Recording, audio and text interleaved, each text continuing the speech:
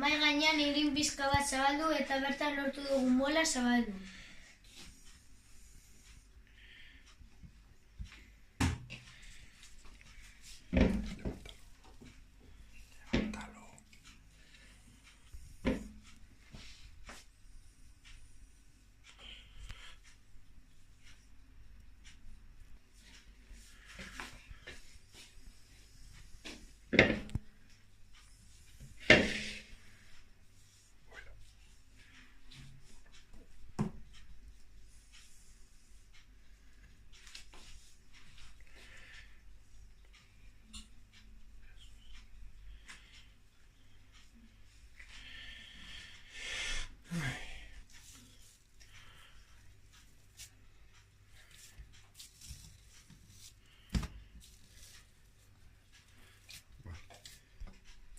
Zigarren pausua, moldekin pastak egin eta laberako landare paperian gainean ipini.